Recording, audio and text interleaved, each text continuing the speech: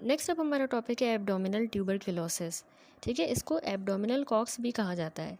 Mycobacterium tuberculosis जो है ये इंटेस्टाइन को, पेरिटोनियम, मिजेंट्रिक लिम्फ नोड्स और लिवर को भी अफेक्ट कर सकता है। ठीक है, रेस्पिरेटरी वाले यूनिट में भी हमने पढ़ा था एक्स्ट्रा पल्मोनरी साइट्स जहाँ पे टीबी अफेक्ट करती है। ठीक है, तो यहाँ पे भी ये गैस्ट्रोएंट्रोलॉजी में हम एब्डोमिनल टीबी डिस्कस करेंगे कि किस तरह माइकोबैक्टीरियम इन जगहों को अफेक्ट करता है।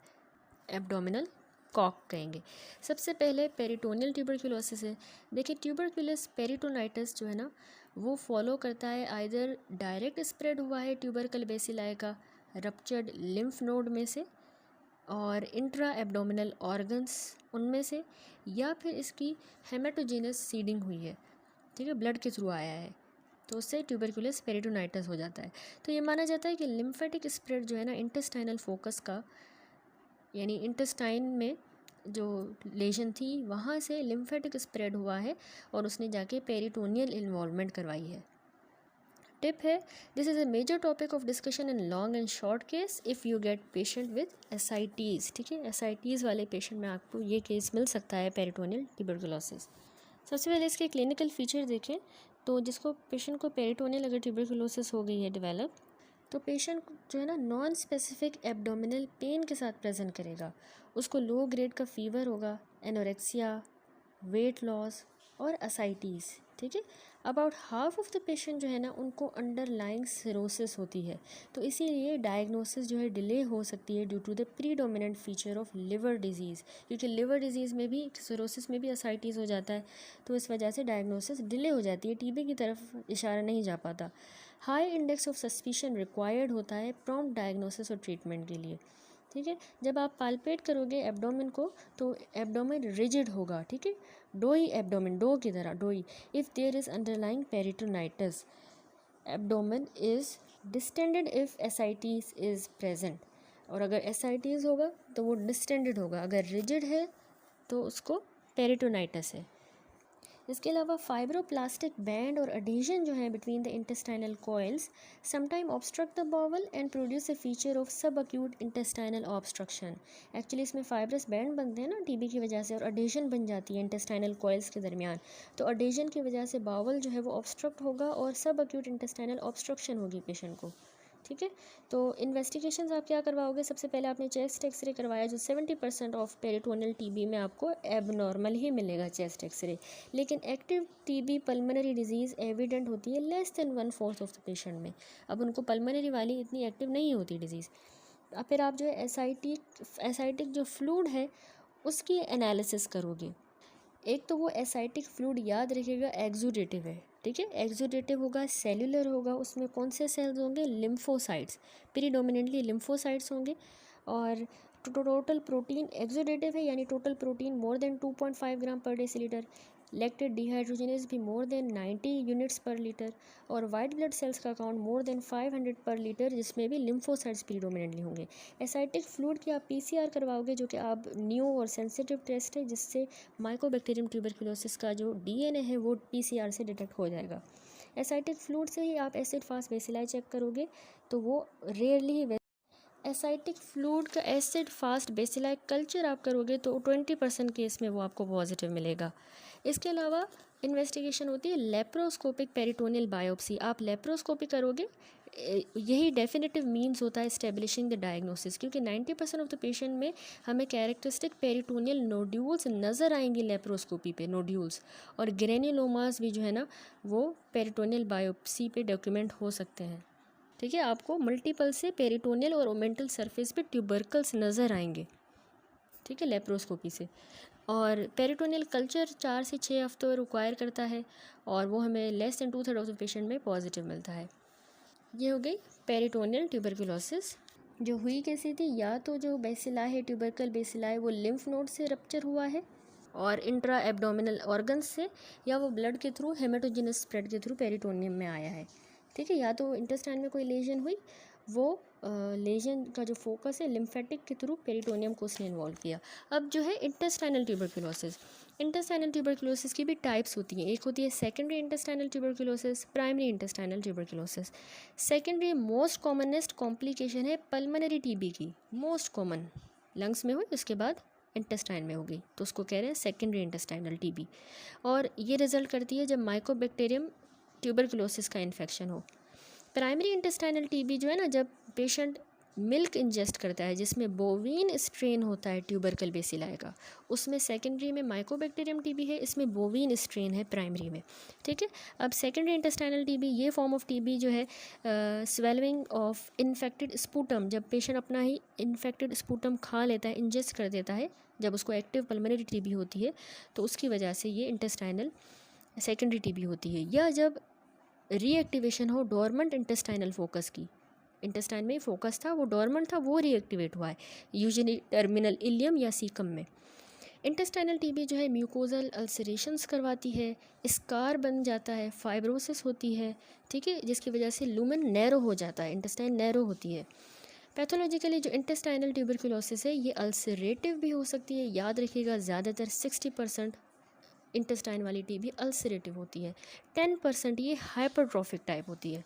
अल्सरेटिव टाइप में क्या है, मल्टीपल सुपरफिशियल बड़े बड़े से लार्ज अल्सर्स बन जाते हैं जो कि एपिथेलियल सरफेस पर ही कन्फाइंड होते हैं, ऊपर ऊपर होंगे लेकिन बड़े बड़े होंगे।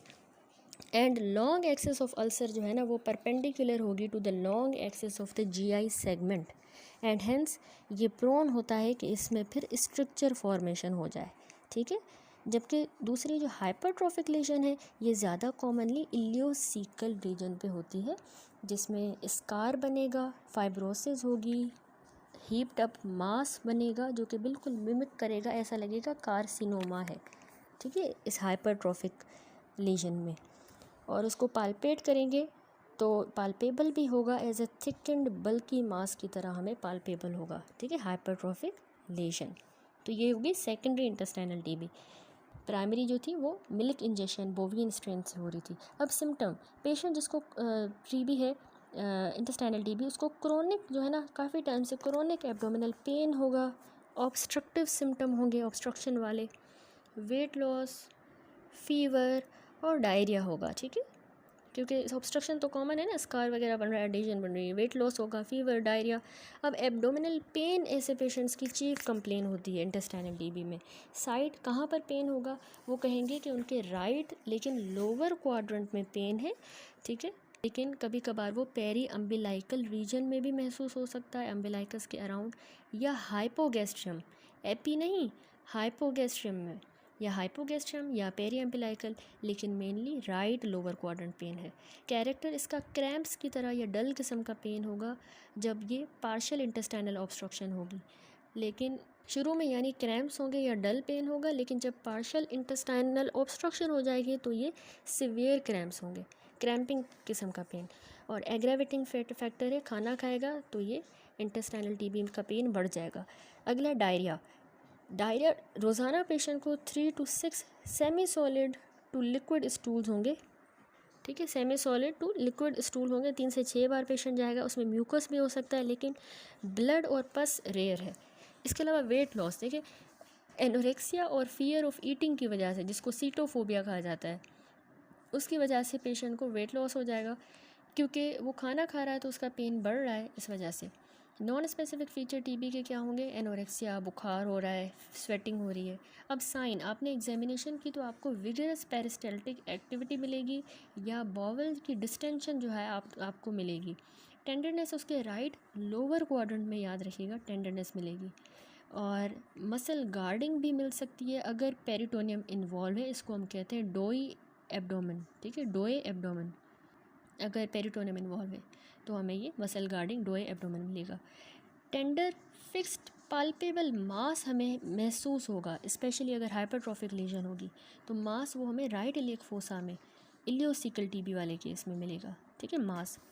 अब डिफरेंशियल डायग्नोसिस क्या है, differential diagnosis of palpable lump अगर आपको मिले किसी भी पेशेंट में उसके राइट इलियक फोसा में, तो वो क्रोहन डिजीज़ हो सकती है, इंटेस्टाइनल अमीबियासिस हो सकती है, इंटेस्टाइनल लिम्फोमा, कॉलन का कार्सिनोमा, या इलियोसिकल टीबी जो कि कॉमनली हाइपरट्रॉफिक लीजन है।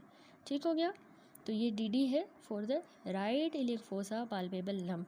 अब आपने कैसे डायग्नोस करना है इंटेस्टाइनल टीबी को, क्लिनिकली आपको ये सारे एब्डोमिनल साइंस एंड सिम्टम मिलेंगे पेशेंट में जिसको पल्मोनरी टीबी है। पल्मोनरी वाले में आपको ये वाले साइंस एंड सिम्टम मिलेंगे सारे, पेन, डायरिया, वेट लॉस और साइंस सारे, peristaltic activity, tenderness, muscle guarding, tender mass. इसके अलावा आप बैरियम मील करवाओगे तो उसमें आपको म्यूकोजल अल्सरेशन डिमॉन्स्ट्रेट होंगी, थिकनिंग और स्ट्रक्चर फॉर्मेशन। अल्ट्रासाउंड एब्डोमेन का करवाओगे तो उसमें मिजेंटेरिक जो थिकनिंग है और लिम्फ नोड की इनलार्जमेंट आपको अल्ट्रासाउंड पे मिलेगी। बायोप्सी करवाएंगे, स्पेसिमेन आपने कोलोनोस्कोपी से या लेप्रोटोमी से लिया, उसकी बायोप्सी करवाएंगे। कोलोनोस्कोपी जो है ना फर्स्ट चॉइस होती है for getting biopsy if ileocecal region is involve. ठीक है, अगर इलियोसिकल रीजन इन्वॉल्व है तो आपने कोलोनोस्कोपी के ज़रिए करनी होती है, क्योंकि इलियोसिकल जंक्शन जो है वो इनकॉम्पिटेंट हो जाता है और एंडोस्कोप उसको क्रॉस कर सकता है। ठीक है, इनकॉम्पिटेंट है तो आराम से वो पास हो सकता है एंडोस्कोप, तो इसीलिए आप बायोप्सी ऑब्टेन कर सकते हो।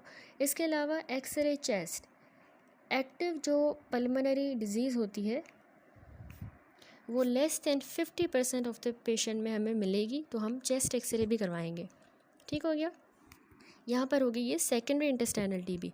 अब प्राइमरी इंटेस्टाइनल टीबी ये मैंने आपको बताया जब मिल्क काओ का इंजेस्ट किया जाए और वो मिल्क बोवीन स्ट्रेन ऑफ माइकोबैक्टीरियम से इन्फेक्टेड हो तो उससे होगी प्राइमरी इंटेस्टाइनल टीबी। इसमें स्मॉल फोकस बनता है इंटेस्टाइन में और लार्ज मिजेंट्रिक लिम्फ नोड्स होते हैं। ठीक है, अब प्रेजेंटेशन जो है इसकी सिमिलर है to secondary intestinal tuberculosis, same ही है। जैसे इसमें भी एब्डोमिनल पेन हो रहा है, इंटेस्टाइनल ऑब्स्ट्रक्शन हो रही है, वेट लॉस, फीवर। ठीक है, हमें पाल्पेबल मास भी मिल रहा है इलियोसिकल रीजन में more than 50% of the patients में, और ये मास फिक्स्ड होगा, टेंडर होगा। फिर आता है tuberculosis of mesenteric lymph node की। ठीक है, मिजेंट्रिक लिम्फ नोड की जो टीबी है वो कैसे प्रेजेंट कर सकती है? Number 1, chronic tuberculosis mesenteric lymphadenitis with और विदाउट इंटेस्टाइनल ट्यूबरकुलोसिस। हो भी सकती है इंटेस्टाइन की या इसके साथ नहीं भी हो सकती। हमें इनलार्ज्ड पाल्पेबल लिम्फ नोड मिलेंगे जो कि सस्पिशन देंगे लिम्फोमा का, ऐसा लगेगा। Number 2, acute caseous tuberculous lymphadenitis. ठीक है, अक्यूट केशियस ट्यूबरकुलोस लिम्फेडिनाइटिस जो कि ट्यूबरकुलोस पेरिटोनाइटिस करवाएगी। ठीक हो गया। थर्ड जो है पेरिटोनियल अडेजन्स की तरह ये प्रेजेंट करेगी due to tuberculous lymph node causing intestinal obstruction. तो ये इसकी 3 प्रेजेंटेशंस हैं कि ये क्रोनिक ट्यूबरकुलस मिजेंट्रिक लिम्फेडिनाइटिस कराएगी या अक्यूट केशियस ट्यूबरकुलस लिम्फेडिनाइटिस या पेरिटोनियल अडेजन करवा देगी ये लिम्फ नोड्स की टीबी। ठीक है, तो इसको मैनेज आपने कैसे करना है? रेस्ट का कहेंगे पेशेंट को, ATT therapy, anti tuberculous chemotherapy at least 1 साल तक। और सर्जरी की इंडिकेशंस क्या है? अगर इंटेस्टाइनल ऑब्स्ट्रक्शन हो गई है या परफोरेशन हुई है तो फिर आप इसमें सर्जरी करते हो। दैट्स इट, ये टॉपिक इंटेस्टाइनल ट्यूबरकुलोसिस हमारा कंप्लीट हुआ। नेक्स्ट वीडियो से हम अगला topic inflammatory bowel disease start करेंगे। ये एक छोटा सा टॉपिक है जो कि स्मॉल इंटेस्टाइन से ही रिलेटेड है, स्मॉल इंटेस्टाइन मोटिलिटी डिसऑर्डर्स। उसमें आता है ये chronic small intestine pseudo obstruction. ठीक है, सूडो ऑब्स्ट्रक्शन ये क्या है? Small intestinal motility disorder. ये एक ऐसा डिसऑर्डर है जिसमें यानी स्मॉल इंटेस्टाइन की मोटिलिटी जो है ना वो डिसऑर्डर्ड हो जाती है उन कंडीशंस में जो कि स्मूथ मसल्स को अफेक्ट करें या नर्व्स ऑफ द इंटेस्टाइन को अफेक्ट करें, तो मोटिलिटी इंटेस्टाइन की अफेक्ट होती है। बहुत से केसेस जो है प्राइमरी यानी इडियोपैथिक होते हैं, जबकि बाकी सेकेंडरी भी होंगे किसी वैरायटी ऑफ ड्रग्स के ये डिसऑर्डर के। इस टेबल में देखें तो कॉजेज़ हैं क्रोनिक इंटेस्टाइनल सूडो ऑब्स्ट्रक्शन के। प्राइमरी या इडियोपैथिक कॉज में रेयर फैमिलियल विजरल मायोपैथी या न्यूरोपैथी। ठीक है, मसल इफेक्ट हो या नर्व इफेक्ट हो। दूसरा कोई कंजेनिटल ए गैंग्लियोनोसिस। ठीक है, गैंग्लियन ही नहीं है। सेकेंडरी कॉजेज़ हैं ड्रग के सेकेंडरीली, जैसे opiate, tricyclic anti depressant, phenothiazine. इसी तरह स्मूथ मसल डिसऑर्डर हो कोई, like systemic sclerosis, amyloidosis, mitochondrial myopathy. Myenteric plexus का डिसऑर्डर जैसे paraneoplastic syndrome in the small cell lung cancer, या सेंट्रल नर्वस सिस्टम के disorder, Parkinson disease, autonomic neuropathy. Endocrine और metabolic disorder में hypothyroidism, diabetic autonomic neuropathy, pheochromocytoma, acute intermittent porphyria. ये सारे जो है इंटेस्टाइन की सूडो ऑब्स्ट्रक्शन करवाएंगे, यानी जो इंटेस्टाइन में पेरिस्टाल्सिस है वो ख़त्म हो जाएगी, एब्सेंस हो जाएगी, लॉस हो जाएगा। और जबकि कोई मैकेनिकल ऑब्स्ट्रक्शन भी नहीं है, सूडो ऑब्स्ट्रक्शन है, ठीक है, उसके बावजूद जो है इंटेस्टाइनल पेरिस्टाल्सिस नहीं हो रही। तो पेशेंट को क्या क्लिनिकल फीचर होंगे, इसमें पेशेंट को रिकरेंट एपिसोड होंगे नोज़िया, वॉमिटिंग, एब्डोमिनल डिस्कम्फर्ट और डिस्टेंशन के, जो खाना खाने के बाद ज़्यादा वर्स होंगे, ठीक है। अल्टरनेटिंग यानी कभी कॉन्स्टिपेशन होगी, कभी डायरिया होगा, वेट लॉस हो जाएगा उसका मेल एब्जॉर्प्शन की वजह से, क्योंकि बैक्टीरियल ओवरग्रोथ भी तो हो रही है। और इसके अलावा फ़ियर ऑफ ईटिंग है कि मैं खाऊंगा तो आगे नहीं जाएगा, उसको ऑब्स्ट्रक्शन नहीं है लेकिन सूडो ऑब्स्ट्रक्शन है, उसकी पेरिस्टाल्सिस नहीं हो रही, तो उसको फ़ियर ऑफ ईटिंग होगा, ठीक है। इसके अलावा डिसमोटिलिटी के सिम्टम्स जो बाकी पार्ट ऑफ जीआईटी को अफेक्ट करेंगे, जैसे डिस्फेजिया और ब्लेडर डिसफंक्शन के भी फीचर्स हो सकते हैं।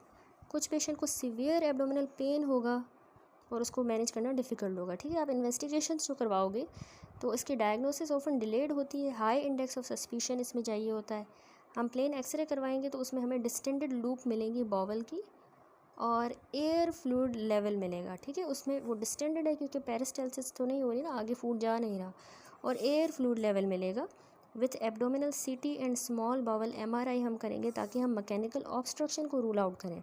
तो सीटी एमआरआई पे ऑब्स्ट्रक्शन कोई भी नहीं मिलेगी, ठीक है। लेप्रोटोमी कभी कभार हम करते हैं ताकि हम ऑब्स्ट्रक्शन को एक्सक्लूड करें, और फुल थिकनेस बायोप्सी इंटेस्टाइन की ऑब्टेन करें।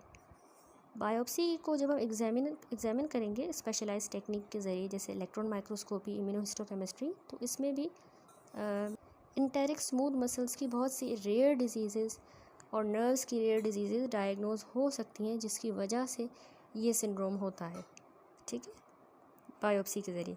मैनेजमेंट यही है कि इसकी वजह से डिफ़िकल्ट होती है मैनेजमेंट, अंडरलाइंग कॉजेज़ जो हैं उनको हमने एड्रेस करना होता है और फर्दर सर्जरी अवॉइड करनी होती है। मेटोक्लोप्रोमाइड, डोमपेरिडोन, इनसे मोटिलिटी इन्हेंस होगी। बैक्टीरियल ओवरग्रोथ के लिए एंटीबायोटिक और न्यूट्रिशनल एंड साइकोलॉजिकल सपोर्ट इसमें नेसेसरी है। That's it. ये छोटा सा टॉपिक था लेकिन ये स्मॉल इंटेस्टाइन से रिलेटेड है, तो इसलिए मैंने ये आपको पढ़ा दिया।